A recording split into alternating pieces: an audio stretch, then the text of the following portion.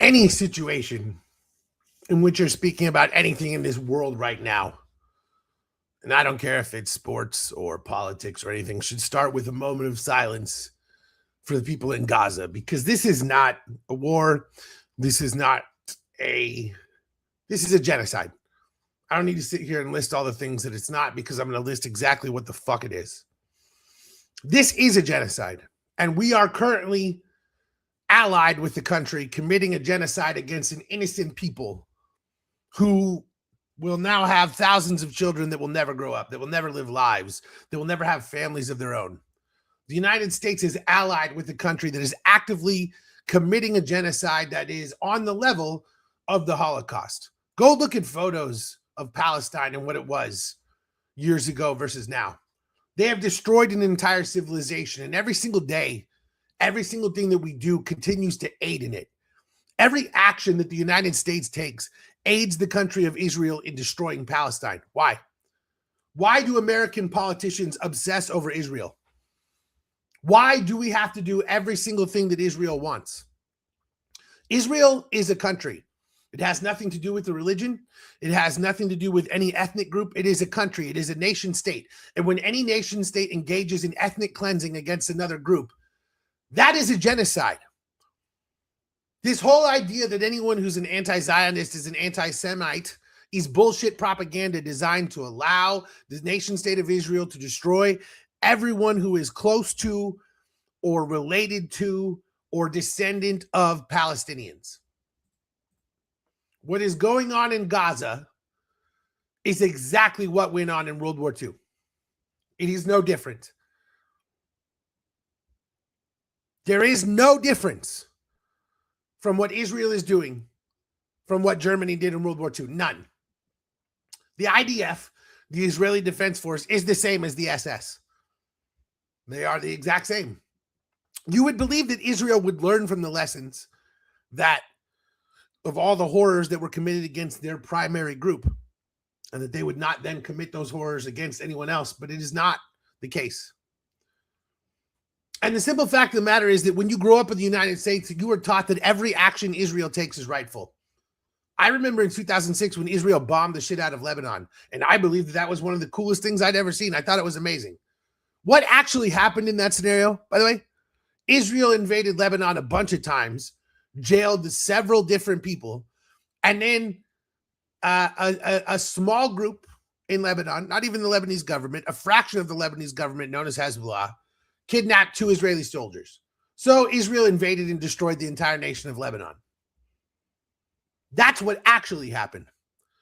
Israel doesn't take measured actions. We all joke about no half measures because it was a cool thing when Mike said it. But this is the actual result of no half measures. Israel is destroying an entire civilization of children, and they make jokes about it. And now a bombshell report has come out of the New York Times about how the IDF uses dogs to rape Palestinians.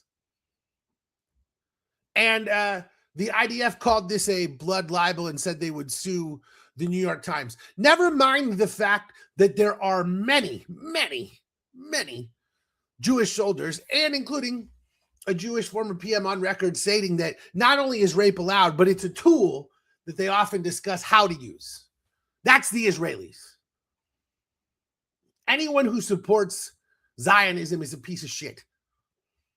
I've got no, there's no like, well, there's none. There are no gray areas.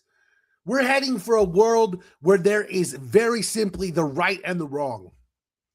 And those who are on the side of Zionism and MAGA are wrong. And those who are on the side of free Palestine and leftism are right. And it's pretty funny that I just did my hands opposite on there, but that should show you how fucking stupid this all is. None of it makes sense. So it's one of those things you say, I sit here and we talk about, what are the Cavs going to do in game 6? The problem I face sometimes is ultimately who fucking cares? There are children being slaughtered simply for their existence. In half of this country, Black people are losing their right to vote every single fucking day. There are the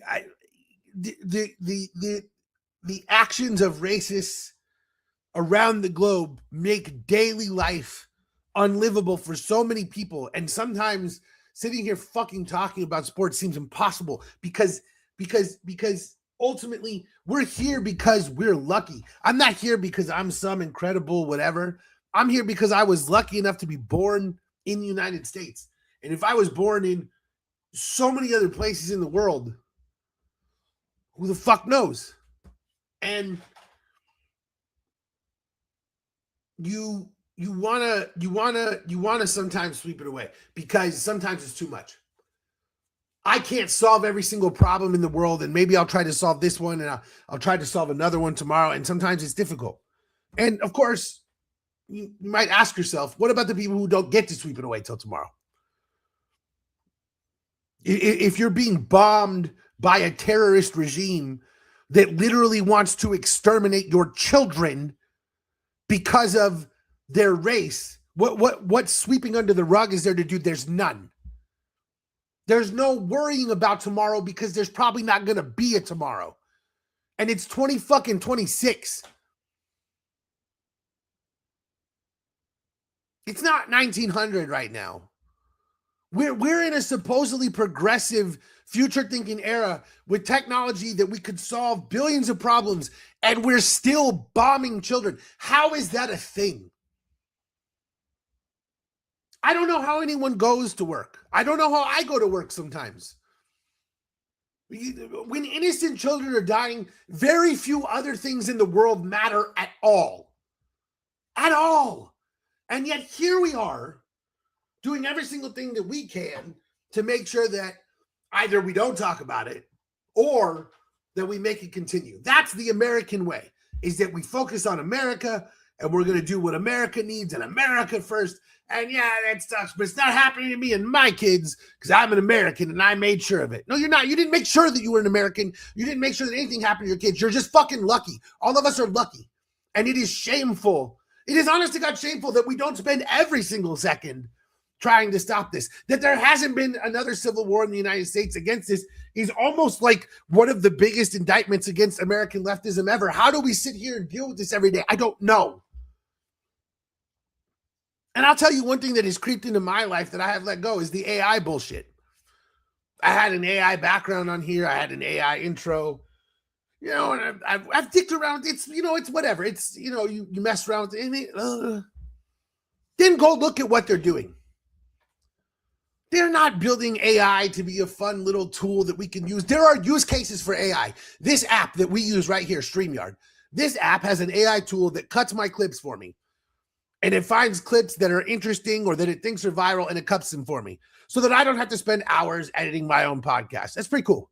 That's a cool little thing. It does not post racist comments on the internet. So you see, AI tools are meant to be little things that within the software you already use make a function that you already do easier. That's what it's for. But we're not doing that. We're using it to paint paintings and write books and write movies and replace humans. And now we're using it to drink all of our water. Listen, I have long thought a lot of the fear over AI data centers is nonsense because I've been working as a network engineer for 20 years. There's data centers everywhere. They're fucking all over the place. They're already consuming tons of water. I thought that the rage over AI data centers was nonsense because it's more of the same. Wrong. I acknowledge that I was ignorant on that topic. The data centers that they are building now are so ridiculously large, so ridiculously overpowered, so ridiculously not needed, essentially to guess incorrectly things and hallucinate incorrect answers.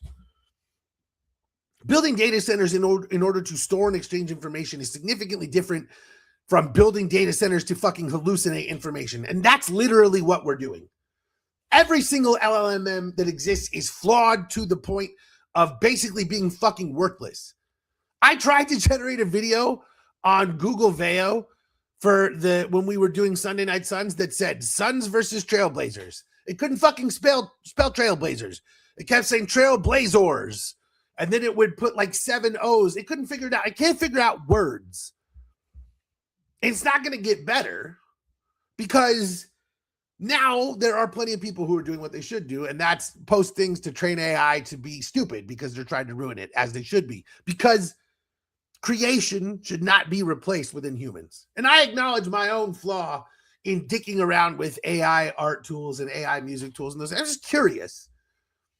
But, it's okay to be curious. When you realize what something is after you're curious, you got to stop. And that's really the point, is it's okay to not realize what you're doing. And then when you're doing it and you realize it, you got to stop. And that's where I'm at with AI, is I thought that this shit could be useful and that there would be little tools that would be helpful to me. And the more and more you go on, you see that it's literally just yet another tool for mass surveillance, yet another way for the United States to extort and exploit its own citizens and people around the world and steal money and information from everyone that it can. So here's what I want to say about AI data centers. And I'll tell you what, data centers in general. And I acknowledge I'm embarking on this music career. I'm doing a podcast. You can see right there on my Chiron. New music, May 26th on imfrecords.com. That shit's happening. It's real. And I'll still say this shit. Don't tell homeless people how much money is in a data center. Don't tell them how much copper they can steal from a data center. Don't tell them how many servers or computers in a data center. And most assuredly, don't tell them that those data centers are not guarded by anyone and very often are locked by something that can be taken down by just a sledgehammer, and that server racks literally could be picked with a fucking, paper clip. Don't tell homeless people any of that shit, because we don't want homeless people invading and destroying data centers. It would be truly, truly horrible. It would be truly, truly horrible if every single homeless person in the United States took it upon themselves to destroy every single data center, bring down this grid, and sell all that shit to make themselves a bunch of money. Wow, that would be truly, truly terrible. And, the fun part is, of course, there will be some mass data centers that have a lot of security guards and all these things. I've worked at a lot of data centers. Nobody works there. In a lot of cases, no one's there the majority of the day.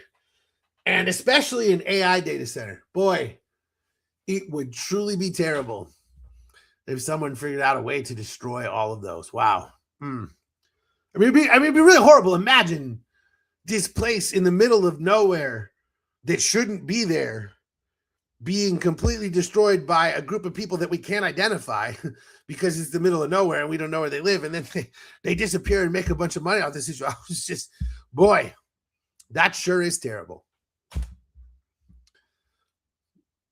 I will do any goddamn thing that I can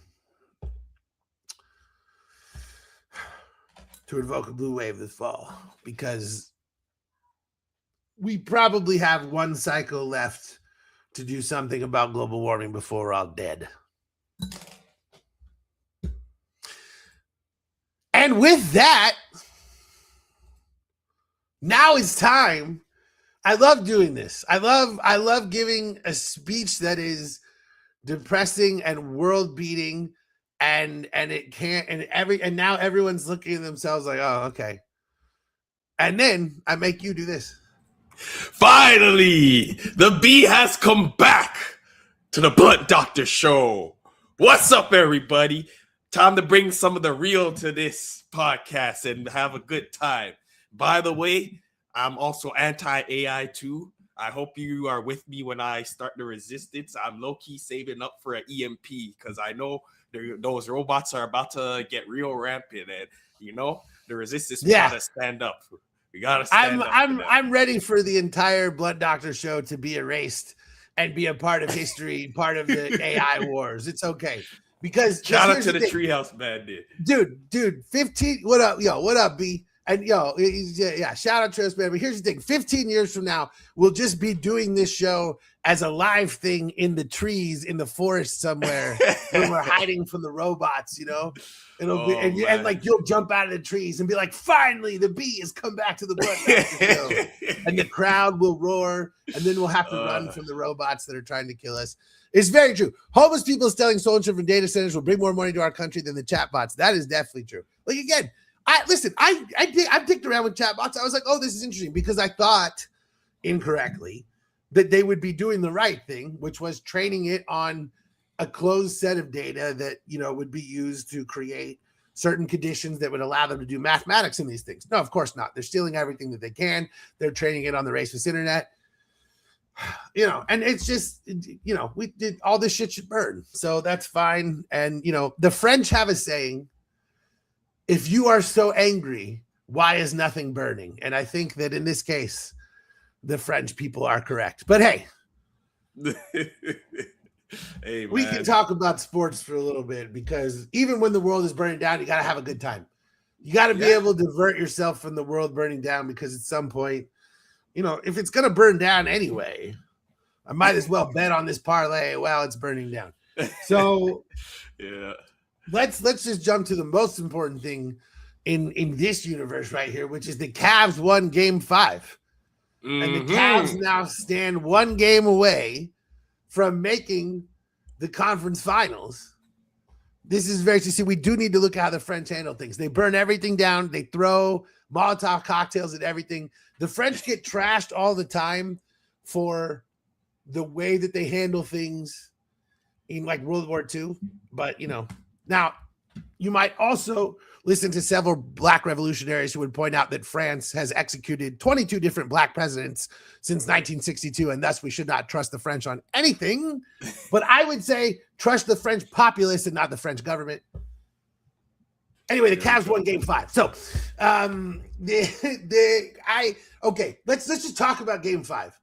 Yes, an incredible game. Mm-hmm. The Cavs were down 9 with 2 minutes left, came back, pushed it to overtime, dominated overtime. What was, for you, I had a big takeaway watching this game, but I'm curious, what was your big takeaway? You're a Cavs fan. You're closer to the team. I'm just curious, what did you, when you watched this, what was your big feeling? Because I had one thing that really stood out to me.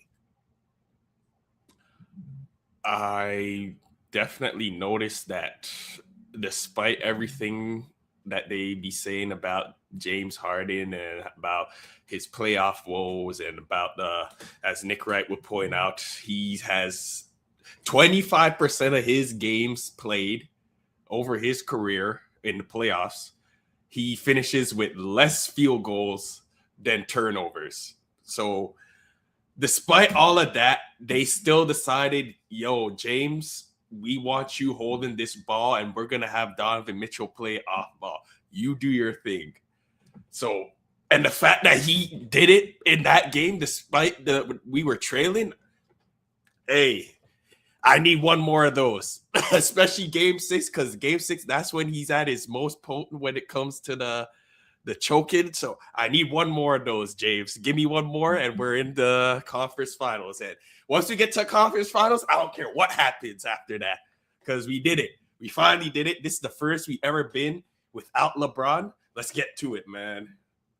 And that was, honestly, that was my big takeaway too. But from the other perspective is that I really believe that, listen, I know I'm a certified Donovan Mitchell hater. I know I'm like number one.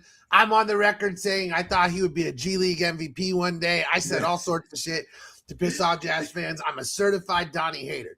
All those things being said, I believe that what the Cavs are doing right now is actually in his best interest. You and me have talked about how dudes under a certain size struggle in this league. And I understand that. The thing about Donovan Mitchell, he has the arm width of a dude who's 6'6", 6'7". So his arm span is way bigger than his size. And the thing about him is you watch him play, he's a two guard. He's not a point guard. And, the thing about Harden, we know he's a point guard. We know how this shit works. And I did think that there was going to be a clash with them. But I feel like Mitchell being okay playing off the ball and just saying, I'm going to hunt my shots has really worked for the Cavs. And I mean, dude, that sidestep three he hits down the stretch. That's a perfect example, because he's allowed to get in position before Detroit's defense is set up. Then Harden gets him the ball, and he's able to quickly sidestep the closeout because he didn't have to create that shot on his own. And I just think that for all of the hoopla over Donovan Mitchell pounding the rock and shit, and I'm talking about dating back to Utah. Yeah, I think that this is the first time, and I'm a guy who loved Darius Garland. So this is a shot at Darius Garland, and I feel bad on that because I loved him. But we are seeing that Donovan Mitchell is playing so much better off the ball, and that when James Harden has a dude to like a guard to get the ball to, this is like what it was when it was Chris Paul and Harden on the Rockets. That was the best that Harden was, right? And this is kind of the same thing. Yeah. It was a interesting shift because I feel like a lot of people were expecting, because it was kind of Donovan Mitchell's team, he's right in the middle of his prime, that he was going to be that guy and Harden was going to have to play off him. There's something about those small guards in these moments, man, especially since I'm pretty sure they had Alser guarding Mitchell. So I feel like that was a smart move to not have Alser being point of attack, instead being more of like guarding him off the ball, because Mitchell would have a hard time bringing it across half court, especially down the stretch, if Alser was on his case there. So it was a smart move. And I'm pretty sure they ran a lot of like pick and rolls to put Tobias Harris in the action there, because we all know that guy Tobias Harris. Like I always say when I come to his show, I seen Detroit that one game in February back in Denver. This guy's not that guy, man. He's just, I'm surprised he had that run. What was it, like 5-6 games straight of 20-point games? And he was like efficient in those games. He's coming right back down to the mean still. So we're on the right case. I'll also like to say, I'm just thankful that Jalen Duren, whatever he has going on, whatever rough stretch it is, because if he was playing like how he played in the regular season, I do not think this series is still happening. So shout out to him taking a step back. Appreciate you. I want to say one thing on the Jalen Duren thing, because everybody is dogging this dude into oblivion. He's 22 years old. I'm not arguing. He's been horrible. There's no question about it. I'm not trying to argue about that. But this is like, people are like ragging on him as if he's like 30, and this is the 9th time he's done this. He's a kid. And also, not only that, he got played 16 minutes last night. I know he was beat up in those minutes, but was brutal. If you literally don't play, you're not going to get a chance to overcome stuff. And so, Bickerstaff is like, I don't trust him, whatever. Fine, that's okay. But the way people are hating on, like, people are like, Jalen Duren has lost $100 million in his playoffs. No, he's not. Because what I said on Twitter is like, if he had, and I'm not hating on your team, but I'm just saying, if Jalen Duren had 20-10 in Game 6 and the Pistons won and it went back to Game 7, then every single thing that everyone has said about Jalen Duren would just be forgotten. And we're just so fucking reactionary. This shit is stupid. Yeah. I understand he's been terrible in this series. It's just funny to me. Like, again, he's 22. Maybe when you're 22, you might not be ready for prime time. What a shock.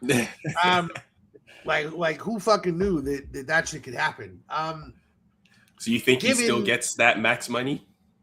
Yes. Because the thing is that someone's going to give it to him. Like, the Pistons even don't if have it's not the Pistons. Yeah. Well, because he's going to be a restricted free agent. Someone will give him the money because someone is going to talk themselves into it was a bad – and maybe he won't get the, like, exact max, but I don't think he was a lock to get it anyway. Like, if he had an amazing playoffs, then maybe. But, like, dude, these young – like, especially the first max, most dudes just get it because if you're anywhere close, another team will just be willing to give it to him. So the idea that he's not going to – some other team is just going to come in and be like, here. And if only to sign him to a deal to piss off Detroit. Someone is going to give him the max. Like, I just don't – Yeah, like what the Pacers did with DeAndre Ayton. Exactly. No, but everyone was like, DeAndre Ayton's not worth the max. And then the Pacers gave it to him immediately, and the Suns matched it immediately. And it saved the Suns $40 million because the max that the Pacers could pay was way – actually, in truth, with the final year not being added, it saved the Suns like $70 million. But, like, that's how this shit goes. Like, Duren's going to still go get his, 35 or 37 or 38 or 40, whatever it is, from someone. Like, maybe he won't get every single thing he was going to get, but people are just acting like he's going to lose half his 25 to 50% of his money. No, he's not. That shit never happens to restricted free agents. Like, since you brought it up, even if he keeps it up, no, I don't think it matters. He's 22 years old. Because here's the thing. Here's what happens every single time is we reach this point, and then there's a team that has nobody, that has nothing, that all their plans fell apart. And here's a 22-year-old, and he's available because he didn't have a great playoffs. And you can talk yourself into the idea that for us, as a centerpiece, he's going to be something else. It happens all the time. Of course he's going to get his money. They always get their money. And they should. He should get his money. One bad playoff series, they've already made it to the second round. The Pistons are so much ahead of where they should be. For anyone to be sitting here and hating on what the Pistons are, they're not supposed to be as good as they were this season. Right. But it might work for us. The Arrested Development thing. The old Tobias Arrested these people talk themselves into the idea that a three-way relationship could actually be something that could work for them. But it might work for us. That's exactly what happens. So Jalen Duren's going to get his money. It's just whether or not he gets it from the Pistons. That's the question. That's what maybe is in doubt.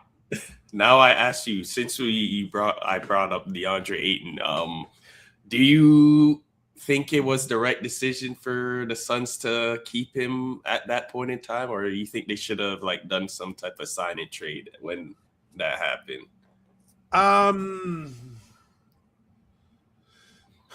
Do I get to replace Monty Williams as the coach?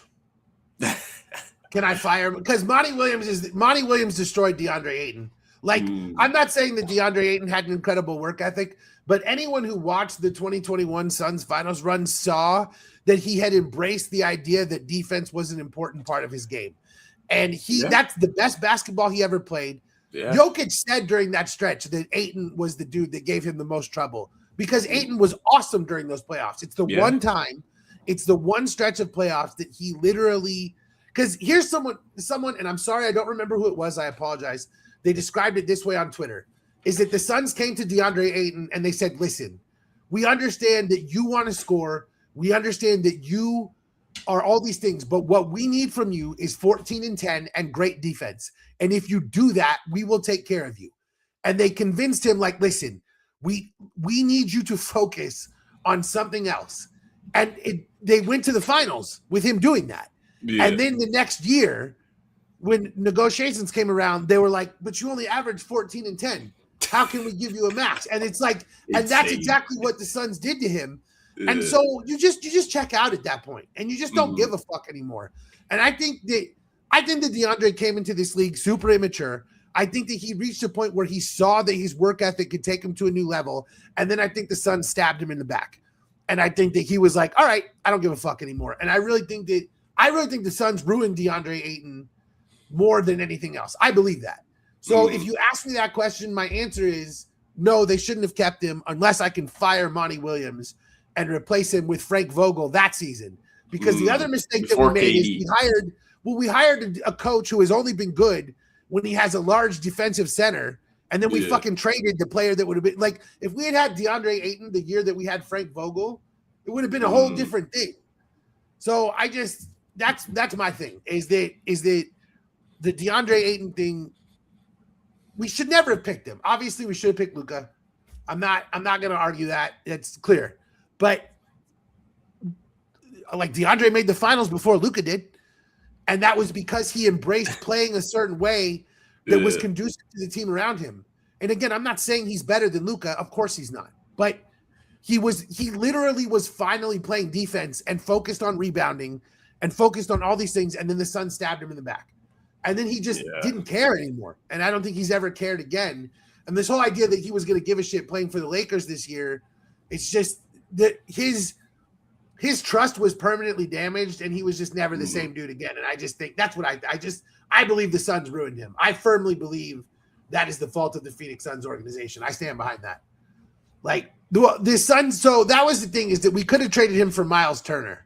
And that's what kills me, is that as much as Miles Turner has been maligned, he would have been so good for the Suns teams of the next 2 years that they should have done that. They should have done that 100%, because at that time, Miles Turner didn't really have great value in the league, but the Suns didn't watch him. And so, the funny thing is, DeAndre Ayton would have been a perfect partner for Tyrese Halliburton, and Miles Turner would have been a perfect partner for Devin Booker. Imagine that. They really should have done that. Both teams should have done that shit. Yeah. So, the Suns made a mistake when they matched the DeAndre Ayton offer sheet. I stand by that. I agree with you. You're right. There are so many things. Yeah. That's the only thing is that we wouldn't have Grayson Allen. That's the only thing the Suns got out of that. We also might have Tumani Kamara, who they gave up in that trade. Fucking stupid. Man, the Suns front office sucks. Oh, man. Hey, man. Jalen Duren, if somehow you're listening to this, go to the Lakers. Luka will find you every single time on that PNR. See, that's it. I would like for Jalen Duren. I think that would be amazing. Yeah. Like, I think the Lakers need to get rid of Austin Reeves, dude. Like, Luka and Austin Reeves don't fit together. Trade him for a bunch of stuff. And then get another guy. I don't want them to do this. They're gonna fuck it up. But I'm just saying. Like, I seen a report that. Perspective. Yeah, I see the report that Luka loves Reeves. Like apparently he wants to keep him around. So yeah, I think they want to stay, and that's fine because they're not gonna win together. You can't, dude. You can't have two of that guy who just they're literally the same defense. archetype. Yeah, you can't. You just can't. They're not gonna win. And so I hope that they. Yeah, this is the one I said. Yeah, trading Reeves for Banchero. I still love that. I still think that's. The funny thing is, Lakers fans hate that. I'm like, good. That makes me want it even more. I think it could work. I think that would be a good trade. Me personally, I think that Banchero and Luka would fit together very well because they both want to drive, but they both don't have to. Like, they both can shoot. And then the thing is if you just put all you need is sort of like a rim protector who stays out of the way on offense around them. Mm-hmm. I don't know. I don't know what to do this, but the point is there are ways to make that work that are really good for the Lakers. So in another way, I hope they don't do it because I want everything for them to go wrong. Consistent. Well, I see the Giannis stuff. Like people are talking about the Lakers trading for Giannis. I don't think they have enough. Dude, that was once my Dallas nightmare. I really don't think they have enough. Like outside of Reeves, what is their bargaining chip? Yeah, they have bad picks. Yeah, it's not. I agree. You would trade. What would you trade from the Cavs? Like, are you get rid of Teddy Bear Allen? Would you trade Mobley at this point? If Let's say it that was they for lost in the Giannis, conference finals. If it was for Giannis and it meant that we ended up winning, I would do it. Yeah, but I like Mobley better than I like Teddy Bear Allen. Yeah, but why would the Bucks? They wouldn't. They got to get something. They're not gonna. Yeah, Jared Allen is not going to be part of a trade for Giannis. I'm sorry, unless it's a salary filler. I love Jared Allen. I'd love to have him in Phoenix. Don't get me wrong. I'm just saying he's not part of. Yeah, he'd be good for you guys. He'd be good for you guys until he turns into a teddy bear when you need it. Yeah, he would fit what the Suns need. Mobley, yeah, I'm just saying, Mobley is, but then the problem, of course, is that your team is old because your team is Harden and Giannis. And it's, I understand not doing that. It's just one of those things that, some people mention sometimes. I still think the Hawks need to really look at it because they've just got so much stuff. There's so many dudes. You can ship Ricochet. Yeah, you've got Ricochet, you've got picks. Dyson Daniels hasn't quite been what you thought he would be, but he still has. He forgot how to shoot. It's hurting him. But the Bucks probably would look at that and say that's a nice asset for us on the take back, And I understand Jalen Johnson and Giannis are kind of the same position, but you can figure that shit out. I don't know. I think it'll be interesting. I really think the Pistons, as crazy as it is to see trades like that, I really think the Pistons might be in on the honest stuff. How about what if OKC gets in on it? Now, I've been saying they should do that the whole time. And everyone has told me, no, that's stupid. That's so crazy. I've said a million times. You can package Isaiah Hartenstein. I was literally just about to say they have Isaiah Hartenstein's money as a team option. You take Isaiah Hartenstein and Aaron Wiggins and I don't know, Case and Wallace. Yeah. And then you add in AJ Mitchell and a bunch of first round picks, all of a sudden that's a really good deal for the Bucks. And the Thunder haven't traded any of their core dudes. Yeah. Like, you still have SGA, you still have Chet Holmgren, you still have Jalen Williams, and you're adding fucking Giannis. Like, why would you not do that? Giannis roaming the paint, that'd be scary. Right? Yeah, dude. Why would you not do that? I've like said a million times. That was one of the things I said on TikTok like last summer, that the Thunder would be going after Giannis, and everyone was like, "This is a stupid idea." I'm like, "What are you talking about? It makes all the sense in the world because." Dude, they've got to keep up with the Spurs. I don't care about this whole the Spurs don't have whatever. Like, Wembanyama is very quickly becoming a nightmare from which the world cannot wake up from. And so you need to be prepared for that shit. And adding Giannis to Chet Holmgren and Jalen Williams and SGA, and you still haven't gotten rid of Caruso, Lou Dort, any of, like, you can, and maybe you can resign one of those dudes. Like, you can't keep everybody, but I'm just saying, like, you get rid of Hartenstein's money, and all of a sudden it starts to become more feasible. Like, this shit is real. I think they're going to be looking at that. I don't care what anyone says. It wouldn't shock me at all if the Thunder pulled that shit out of nowhere, because you have to keep evolving to win. And Sam Presti is not stupid. Like, especially in this era where it's like no team has ever been able to get back to the finals, especially after winning. In this decade, at least. I feel like that was one of the biggest things with the Lakers, where they completely gutted that team that they had that won, and they made a trade for Westbrook, and they didn't even really improve anywhere, because like, you got rid of Dwight, you got rid of JaVale to add Dennis Schroeder and what's his name, Montrezl Harrell. So you went smaller and forced AD to play the 5, and that pretty much doomed you. Then the Westbrook trade set them even further back. Now we're seeing Denver. They got rid of KCP. They got rid of Bruce Brown, and I forget who else was playing. They got rid of Michael Porter, and it's like they're performing even worse and worse. And it's like they thought that just having Jamal Murray and Jokic was enough. And what was his name? Aaron Gordon, but. You gotta improve at this point, because like, teams are getting too good at this point, where it's like role players are becoming way too valuable now. Yeah, and that's the thing that people kill the Warriors over the Kevin Durant thing, but like, look at what they saw. They won a league record games and lost in the finals. So they said, we can literally be the best team that this league has ever seen and still not win a championship. So there's no fucking way that you can tell me that it doesn't justify adding Kevin Durant. They wanted to form a dynasty, and I'm not saying I like that Kevin Durant did it, but what I'm saying is that Oklahoma City was like, dude, like you've said before, you feel like LeBron had figured out Oklahoma City, well, or had figured out Golden State. Yep, and so they believe obviously it wholeheartedly, and so they felt the same way because they went out and got Kevin Durant. So like, you know, like I don't understand why teams stand pat. You can't stand pat. You must continue getting better. And so for anyone to not see that lesson and learn from it, especially if Oklahoma City doesn't win this year. If they don't win this year, they should be all in on the honest shit. If they do win, I could understand some idea of let's keep Hartenstein because we have a too big lineup. Their too big lineup murdered the Suns. I will acknowledge the Hartenstein and Holmgren lineup, the Suns, there was nothing we could do with it. We couldn't touch it. We couldn't defend it. We couldn't score on it. It destroyed us. So I can understand the idea of let's keep that together, especially if you win again. But I'm just saying that the idea that they shouldn't even consider a Giannis trade is like, it's criminal, because we're all trying to build a dynasty. That's the whole point of what everyone is doing here.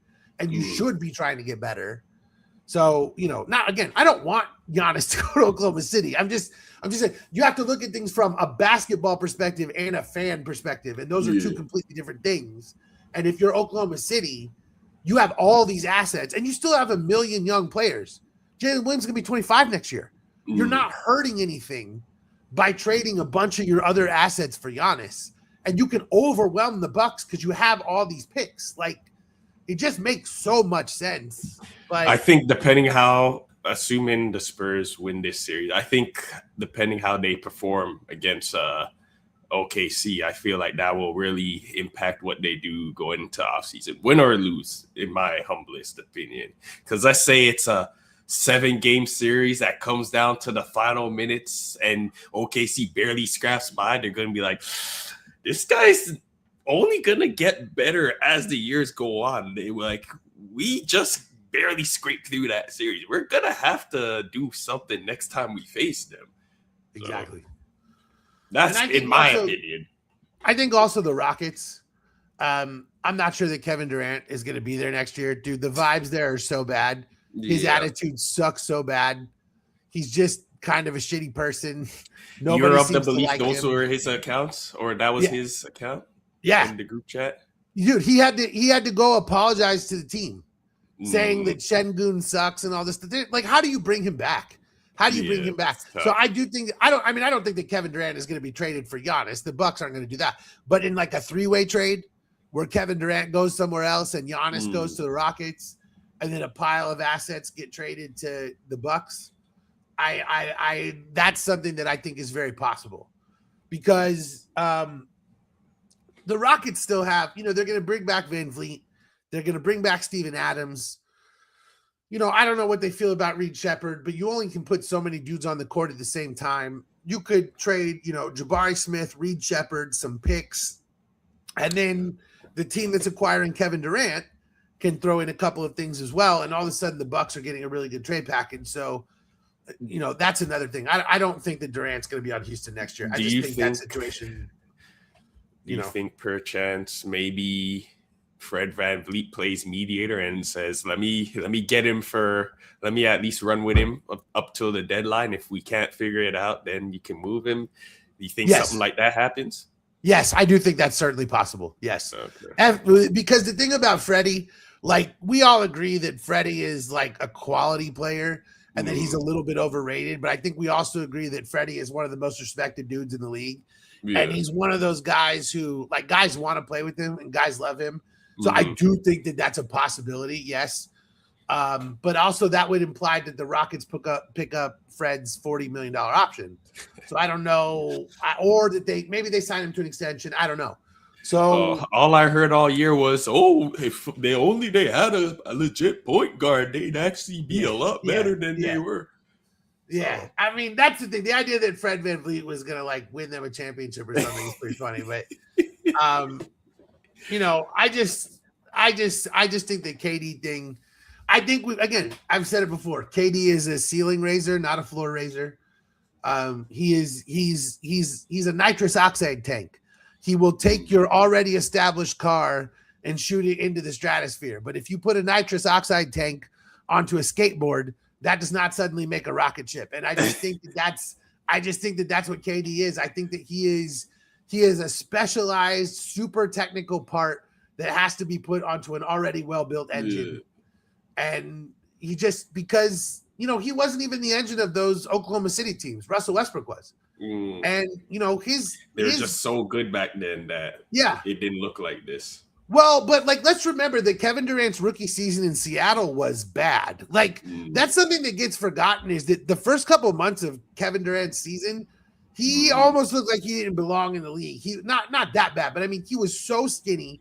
His shooting percentages were horrendous. It took him a minute, and then he got there. But Westbrook coming is what supercharged their offense, and Harden and Ibaka and all this other stuff. I just don't think that KD has ever been the basis for a great offense. And I think that people keep incorrectly believing that he's the piece. And it's no, he's he's the cherry on top. He's not the base. I just think that's just what I think. I think that Chris Paul is the greatest baseline that any NBA team could ever have. You just add Chris Paul to a team and that team wins 40 games. Because you and me could be regular rotation players on an NBA team, and that team would still win 40 games because of Chris Paul.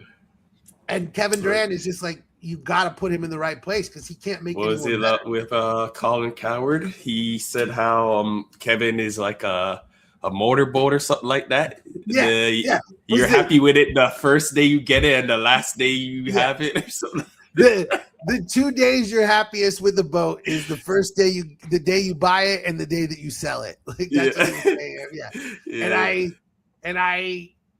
Yeah. I mean, yeah, man. Well, the funniest thing to me was when you went on Rockets Reddit during the playoffs, Oh yeah. they were like begging for Jalen Green back. They were like, I can't believe we gave up Jalen Green for this. They were like, he's 24 years old. What were we doing? They were all like, I feel like they gave up on him too soon, man. I mean, I've been back and forth on Jalen Green. I've been hard on him. That Warriors game was something else, and even the Thunder said the Suns were a harder team to play than the Lakers. Like, I do think Green played well against the Thunder. The Suns have basically said they're running it back. They've said, like, we're not trading Jalen Green. We're not really trading anyone. We're going to try to bring back less. They basically said they're bringing back the whole team. I'm really interested to see what they do with Mark Williams. Is he? Do you think y'all need a point guard? Do you think Booker should go back to being just a pure two? Well, so my problem is that I do think that we have too many guards overall. Like, I don't know how you play Gillespie and Green and Booker and Brooks. Well, you can flex Brooks to small forward. Yeah, but it's more about like the way that he plays in the offense. Because like when he was playing defensively in the playoffs, like, they would switch him onto Chet and it would just be a disaster. And so it's like he definitely can play small forward, but considering his role in the offense, you've got to have dudes who can play off of him. And so it's hard to say, like, the thing about Jalen Green is, like, we break down all these highlights and I can see it. He has all the talent in the world. It's just that the decision making is horrible. And then he'll have these games where he makes great decisions and you're just like, there are just so few dudes in the world who can do what he can do. Like, there are just so few guys who can throw it down on four guys, then hit 4 step back threes in a row, and then fly down the court faster than everyone. Like Jalen Green, if we're just talking about talent, Jalen Green is one of the 5 most talented players in the NBA. There are very few guys who can do what he can do. He is ridiculous, but he cannot, on the fly, make good decisions. He cannot figure out what to do with the ball in his hands. And he's always half a second or a full second too late. But in that Suns game against the Warriors, everything was right. Because in that game, the Suns' backs were against the wall. The season was on the line. Everything was going to be over. And he just let it fly. He didn't think. He didn't dribble around. He didn't question. He didn't pound the rock. He just shot the ball. And against the Thunder, he played off the ball. He ran off double picks. He was doing everything.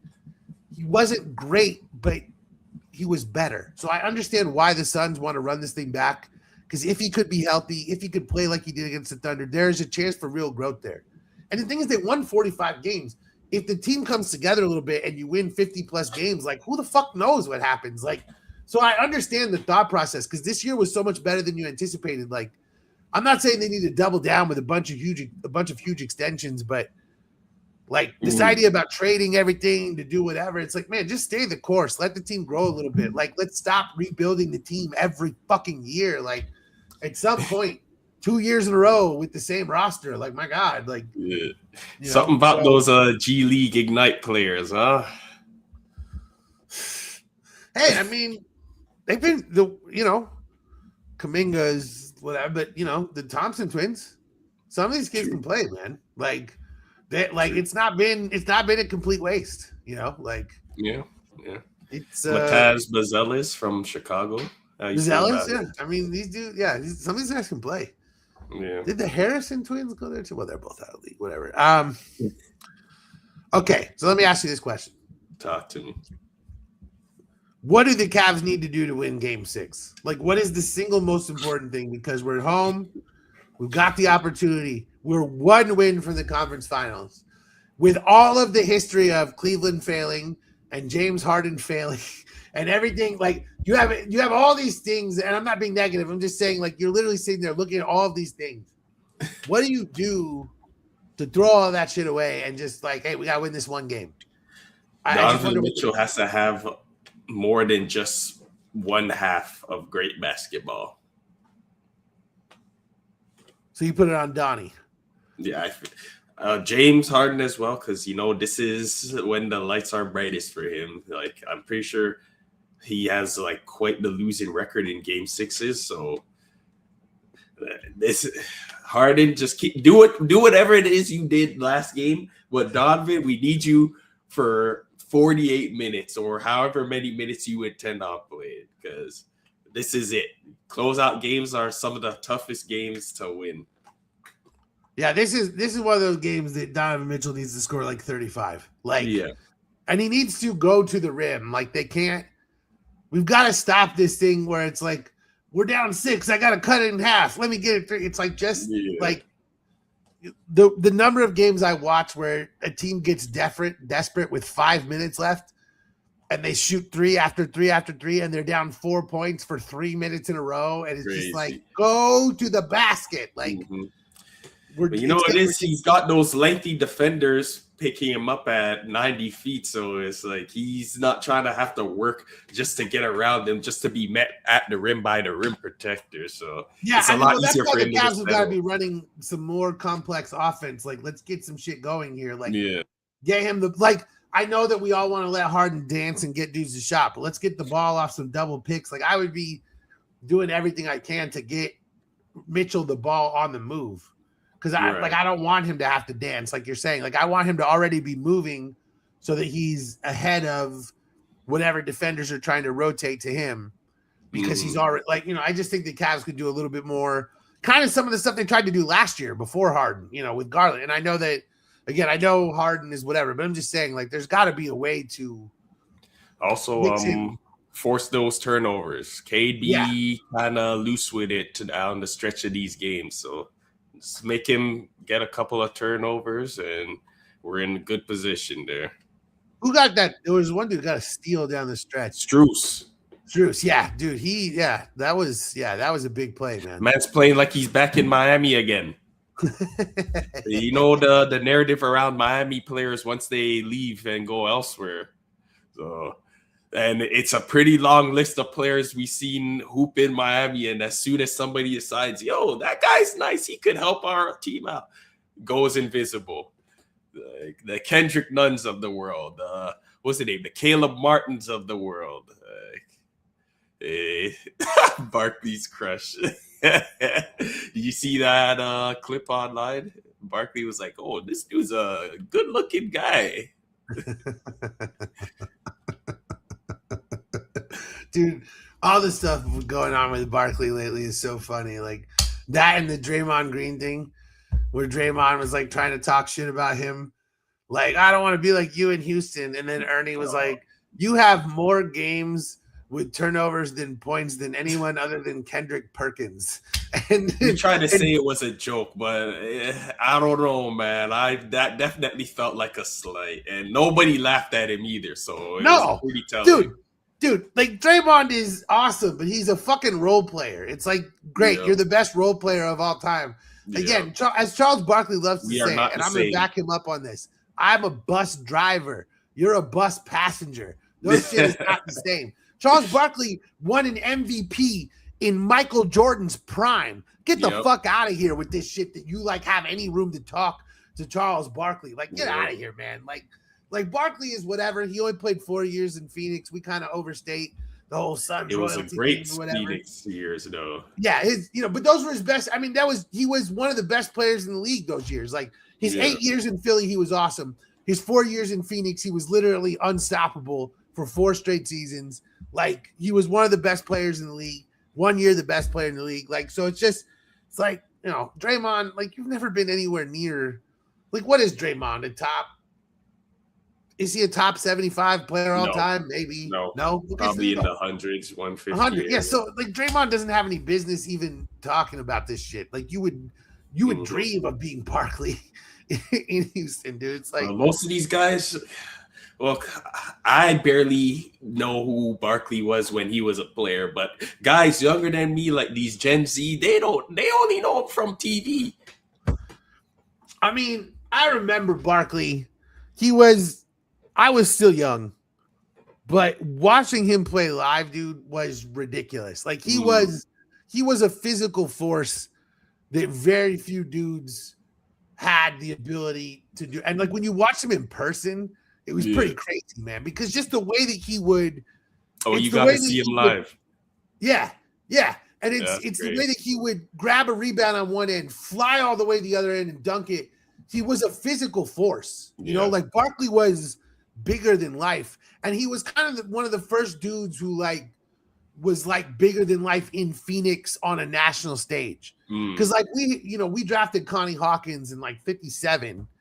And like Connie Hawkins is like one of the best players of all time, but he only played in Phoenix like 5 years before he moved somewhere else. And then, it's all, it's just there's, unfortunately all these other things, but it's just like Barkley was one of the first dudes to like put Phoenix on the map, him and Kevin Johnson, like as a national thing. So for me, like I remember what it was like to watch a dude who could go up against Jordan and look like he fucking belonged there.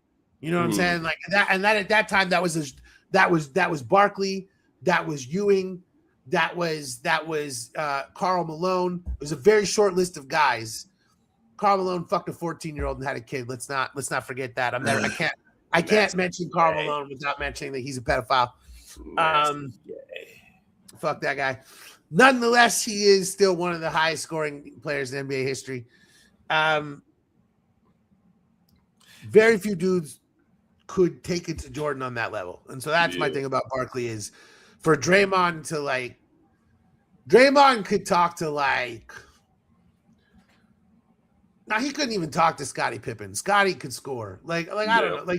Like there's a list of dudes that Draymond could talk to, but it's like way down there, Draymond could talk to like Sean Marion. Like Draymond could talk to Sean Marion. Don't sleep on the Matrix, man. Yeah. Draymond could talk to like Shane Battier. Well, these are the guys that Draymond can talk to. Like defenders, essentially. Yeah. I mean, listen, Draymond is. I will acknowledge. Prime Draymond is severely underrated because people do not understand how good of a defender he was. I do actually acknowledge that, and I hate on this motherfucker because of his attitude. But if you go watch the 2019 Western Conference Finals when Chris Paul was hurt and Kevin Durant was hurt, and it was James Harden and the Rockets against basically Steph Curry and Draymond Green, and there was one game where Draymond dominated an entire quarter while scoring 2 points. He had 5 assists. He blocked 4 shots. He Draymond is one of the best defensive. He's one of the 5 best defensive players of all time, and he is severely underrated. And I acknowledge that. But also, you can't score, and basketball is about scoring. So as good as you are at stopping other people from scoring, you can't score. So Steve Kerr he didn't have me in his playbook. So after 2017, I was not in the playbook. Yeah. They didn't have one play for me. Yeah, because you suck. No one would put you in the playbook if you suck. That's obvious. You want to talk about Spurs Wolves, or you want to talk about Daryl Morey first?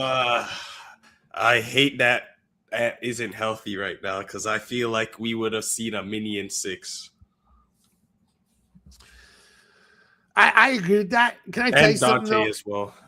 If Dante was playing, 100% minion 6. I'm fucking tired of hearing how Ant has no help. I'm sick of people acting like Julius Randle and Rudy Gobert are garbage. They're not. The Wolves have not been to multiple Western Conference Finals in the last 2 years simply because of Ant. And I'm fucking tired of hearing this bullshit, and it gets annoying as fuck. I'm not saying that they have not had bad games at times. They absolutely have. But there have been about 1 million times where Ant has also completely fucking disappeared. I know that has not been – I'm not talking about this series, but I'm just saying the historical erasure of when Ant has been bad in the playoffs is obnoxious because he's had games where he literally doesn't show up. He's So got Jaden. Jaden had one of his best games closing out the Nuggets, so they can't yeah, say he doesn't have I'm saying Ant's amazing. I'm just saying that this whole people are like he has no teammates. That's bullshit, and I get tired of seeing that. I agree with you though. Like a healthy series would be better because I mean, dude, the number of guys that the Wolves have lost, like this shit sucks. And they've had to, Jaden McDaniels has had to become an offensive player, and DiVincenzo's out completely, and like you said, and Io DeSunmu's had to like come in and and he had the one game where he went. I think they're gonna look at the Wolves team historically really better than we thought. Like they're taking the best teams to the brink. They've been to multiple Western Conference Finals. They're losing to teams that go. They lost to Thunder that went on to win. Like this Wolves team is really good. Like they are a really really good team, but they've got to figure out like they need a point guard. Yeah. Like the Conley thing, the DiVincenzo thing, like they've got to figure out a way to reorient this team. Mm-hmm. The smartest thing to do might be to liquidate a little bit and rebuild around. If you think Gobert's not there anymore, then maybe move him. But I think like Randall has value. Get rid of Conley. DiVincenzo has value. Like I feel like Randall's the one they have to move off of. I agree. After this showing by Gobert, it's kind of hard to not keep him around. Yeah. I think that the goal should be to rebuild the team around Edwards and McDaniels and keep Gobert for a couple more years and then see what you can use your exceptions and trades to get in terms of you got to trade these dudes. Like if you could trade Randall for, some capital to rebuild a little bit, you might be able to get a pick for DiVincenzo. Like just start to build the stockpiles up a little bit, and then you use an exception to get a point guard. Like I don't want to lose him, of course, but Colin Gillespie would be amazing in Minnesota. Like Colin Gillespie would fit perfectly what they need in a point guard. I want him to stay in Phoenix, but I'm just saying, like as an example, Gillespie would be perfect next to Edwards and Gobert and McDaniels. Like he would be literally a perfect fit in, a slot fit in. How do you feel about if they were able to get Ja Morant in a trade for DiVincenzo and Randall, basically? Something like that. I feel like that's one place that Ja Morant could go that he might be able. If there is a world where Ja Morant can rehab his value, that seems like a decent one. I feel like Ant would be a somewhat better example, despite Ant has those baby mama issues. But in terms of just the work ethic, I feel like it would rub off. I think also just like if you go there, you're not the star. Like you're not the center of attention in any way. Ant is always the center of attention. And so I think that might be good for Ja in that way. The problem for me is that like you're taking the ball out of Ant's hands if you do that, because Ja Morant's not going to be good if he doesn't have the ball. Well, I think Ja's a underrated playmaker. It's like if you are drawing all that attention, driving to the lane, you kick it out to Ant, who's like a 40% 3-point shooter. Do you think that Ja still has that in him? He hasn't been that dude in a while now. Yeah. Like he's 28. Like he's really? not. He's 28 now? Yeah, like he's not. Oh man. I think so. Like I could be wrong. But he's not like that young anymore. Like he's not, 26. Oh, 26. Okay. All right. Yeah. So I'm wrong. When does he turn 27? In August. So okay. So this is his age 27 season. Yeah. So I mean that's still very young. Don't get me wrong. I'm not trying to. That's very young. But I'm just saying like, well, okay. When is the last time that Ja Morant was really good? 3 years ago? Probably 3 years, yeah. I mean, it's one of those things. It's like you literally. I mean, DiVincenzo has value. Randall, I think, has value. You'd have to like just be salary dumping those guys. Which I mean, unless the Grizzlies are going to incentivize you and give you a pick, which I think they hope they can rebuild Ja's value. Which I don't know. I mean, it's just such a fuck situation. I like it, let me put it to you this way. If the question was trade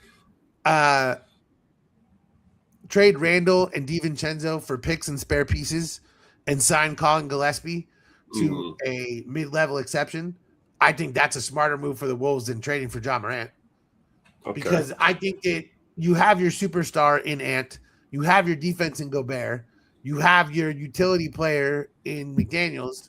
So now you need to fill in dudes around those guys. I don't think the answer is to bring in a ball-dominant point guard. That's enough. I think that like Ja might have worked in Orlando if they had done that trade for him instead of Bane. That might have worked. Yeah. I don't know, man. I'm kind of the Ja thing. I don't like. There was some talk about the Suns going for him. I was like, please God, no. Like, I just don't. His head's not on straight to me, dude. He's crazy. Like, I don't. He needs like a whole new. He needs like a team that's tanking. Like, he needs to be like on the Nets with Michael Porter, where it can just be like about them, you know. And like, I wouldn't do that if I was the Wolves. I would not bring in Ja. One thing I will say, De'Aaron Fox better be careful because the type of performances he's putting up right now is not what the Spurs signed him up for. Because if you look at his numbers, it's very eerie similar to what Stephon Castle is putting up. And it's like, you got that young guy, Dylan Harper, on the bench waiting for his full shine to come.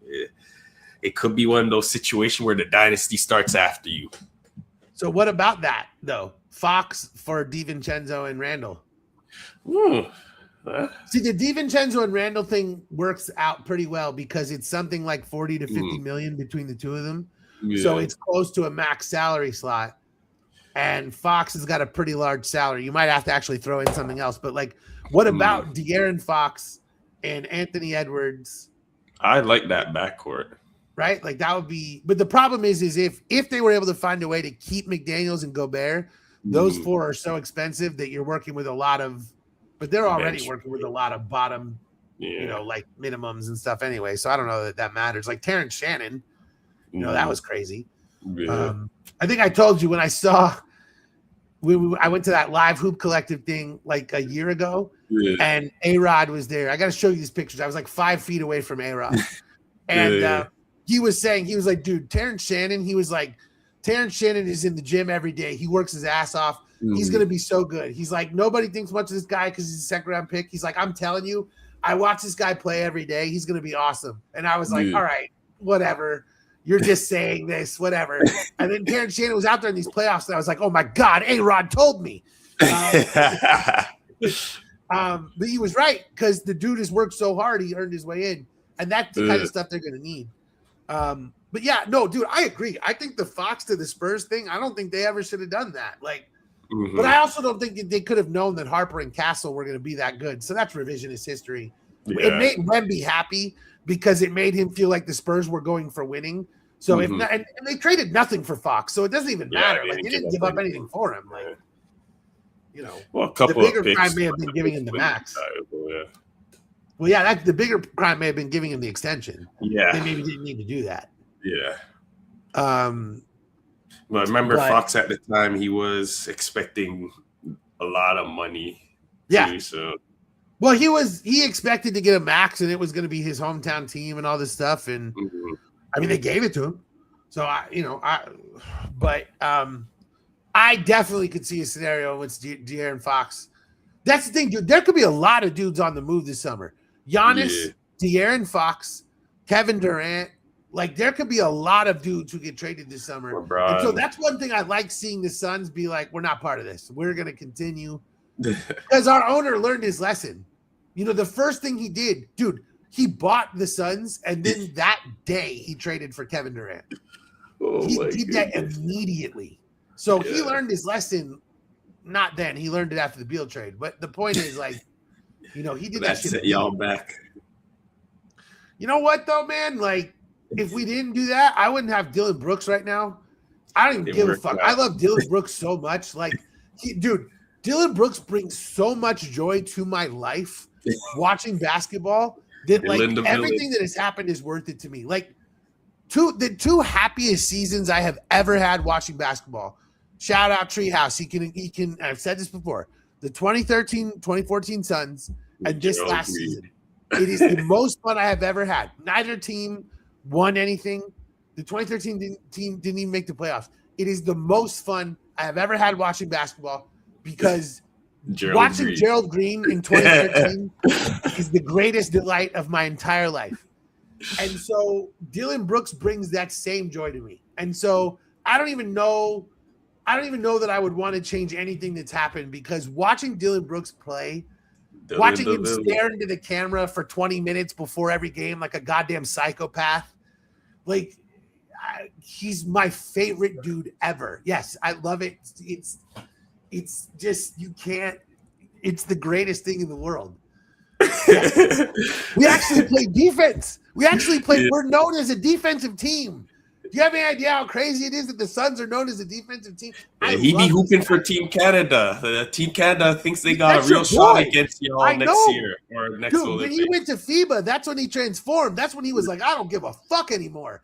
And that the World Cup, the USA Canada beat the USA in that bronze medal game when SGA like whipped the ball out of bounds off Mikal Bridges and shit. Like, but Brooks scored like 25 a game in that run. That's when he became. That's like when he really went to a new level. And so like, I love Dylan Brooks, dude. Like I just love him so much. Like he's a generational hater.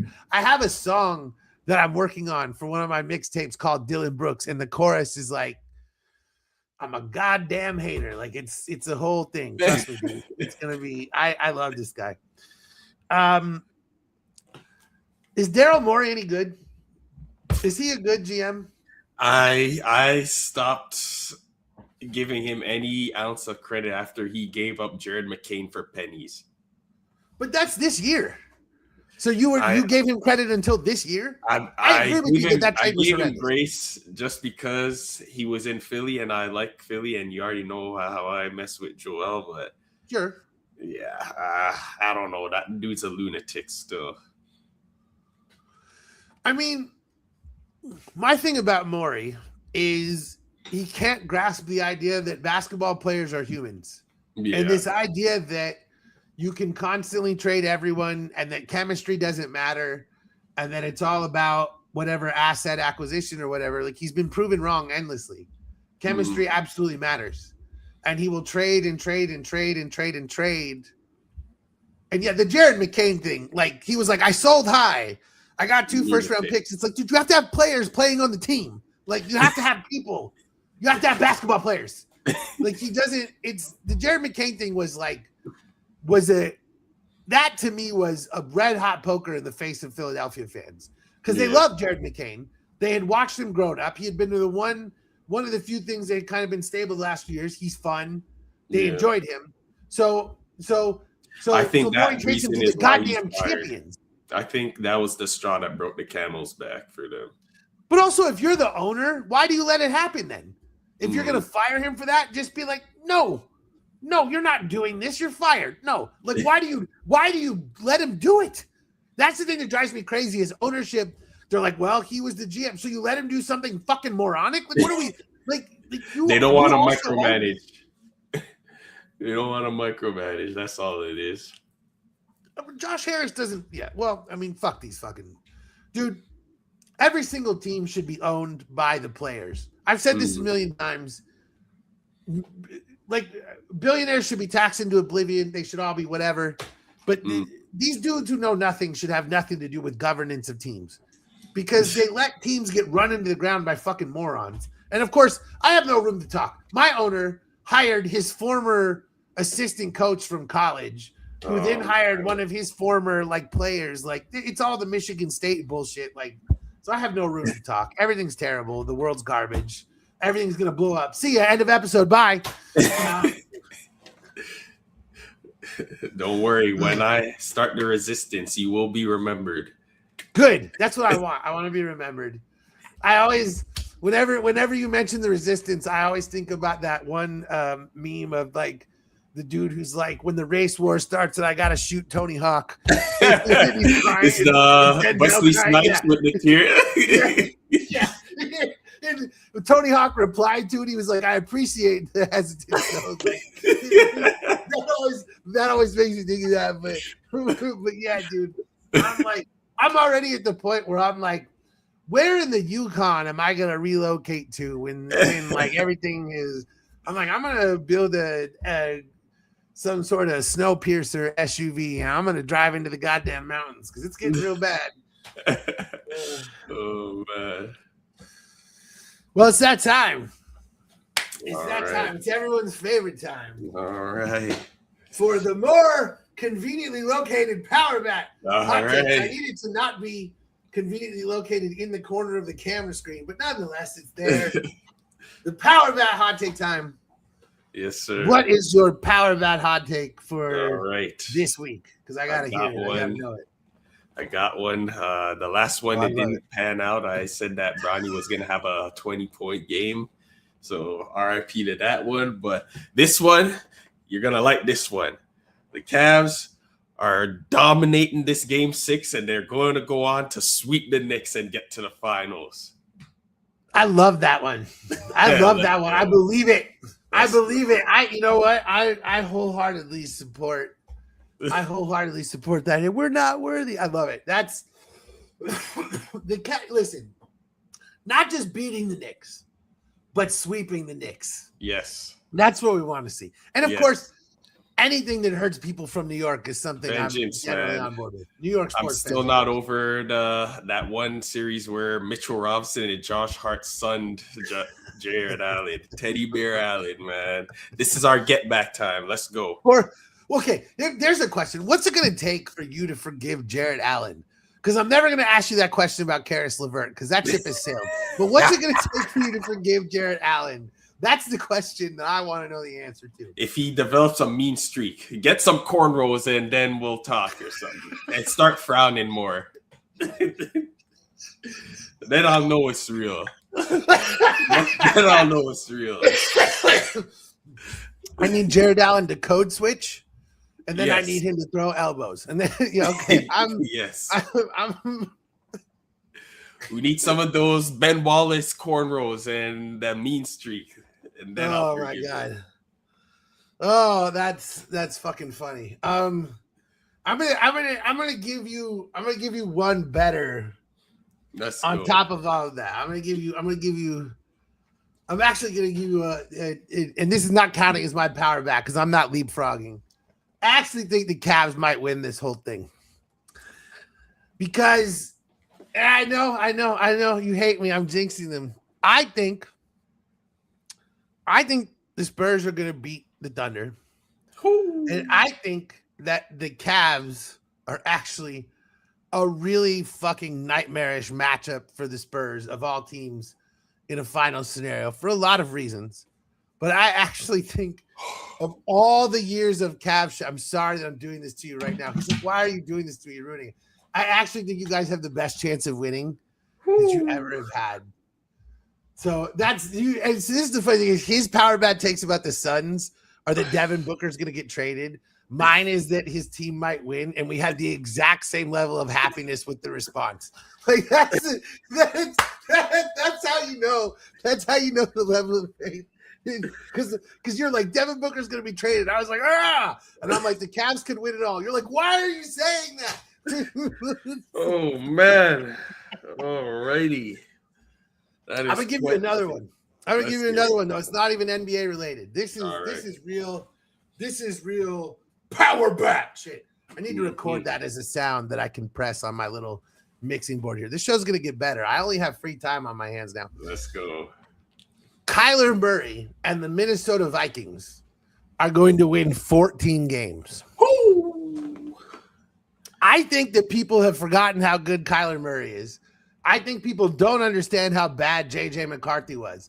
And I think that when you put that little dude with all of the motivation that he has in O'Connell's offense with Scrambling fucking JJ, and Addison, boy, I think they are going to win fucking games. I think the Lions are falling apart.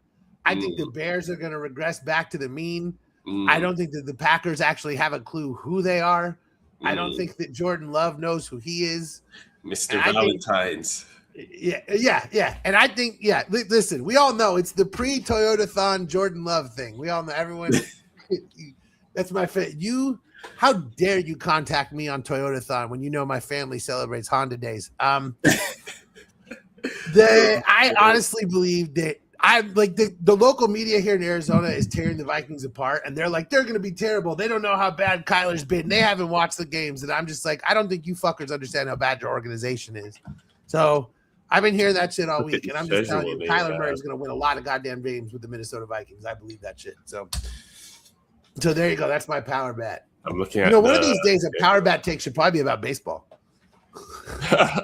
Hey man, I had on the Cubs and the Braves earlier before this all started, so I'm trying to familiarize myself with what's happening in the MLB. It's still one of my weaker sports.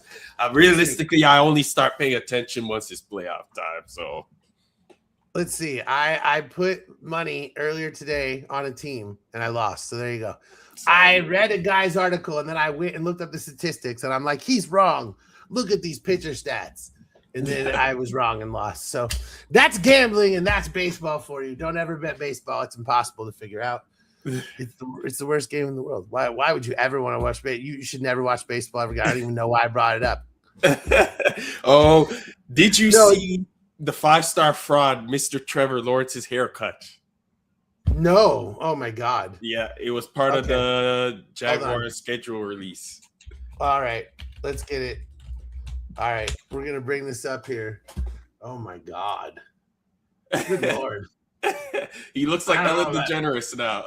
I don't know about this, man. This is not good. This is not. Let's see if we can bring. This is not good. I don't. All right, here we go. Mr. Lawrence, sir, what are you doing? That's not it, dog. That he looks like an AI quarterback from Madden. When they make the he looks like a fake person, man. Yeah. That's not.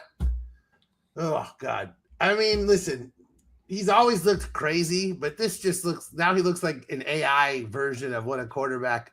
If that person came up and talked to you.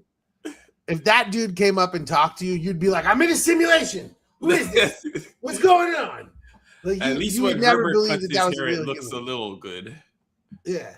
That's like a default white human from the Iowa cornfields. like in a video game, like in a Bethesda game, when you're creating the characters, that's like the default white character.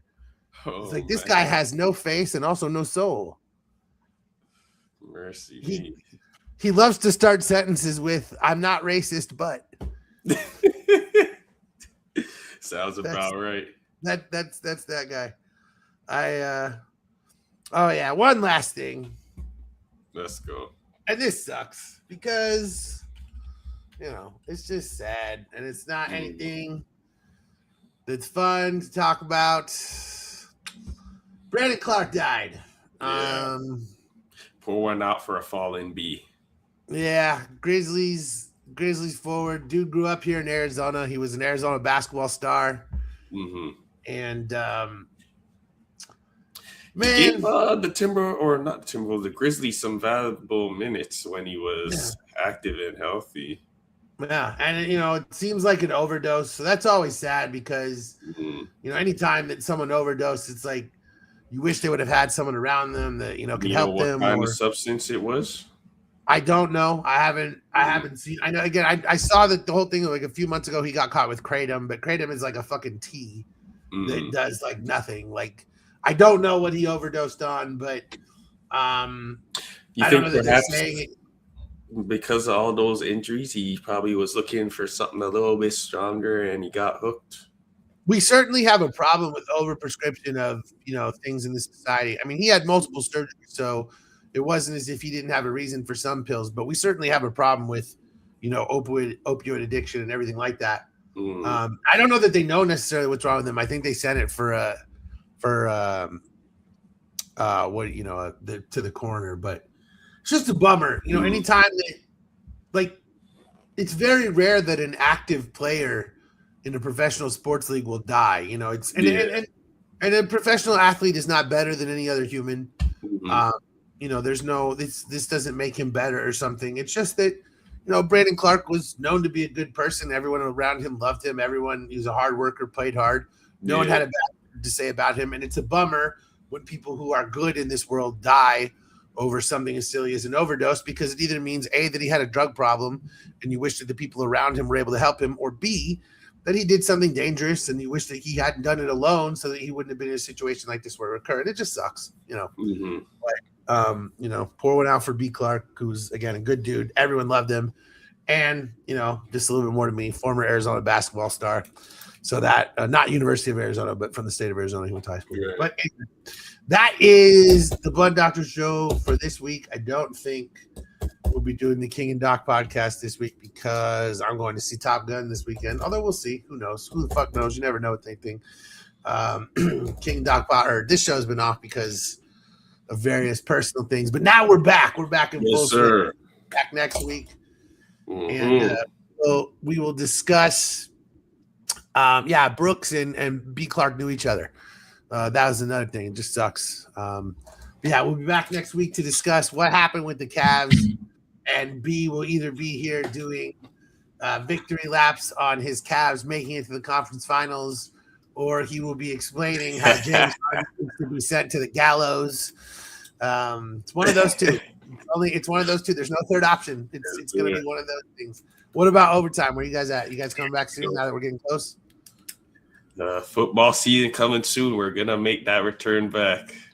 Hell yeah, dude. I'm excited for it. May even start using this platform. There you go. There it is. I like it. I'm with it. I'll bring you both on here and we'll yell things at people. And again, domain there. I'm putting up new music on Saturday. This shit's happening. So exciting all the time. And I'll spam it and all kinds of good stuff when I'm here next week. So it'll be very annoying all the time because that's how I do it. This is the Blood Doctor. So appreciate you for showing up, man. Thank you. We'll talk soon. Appreciate it. Shout out Treehouse Bandit. A1 from day one, baby.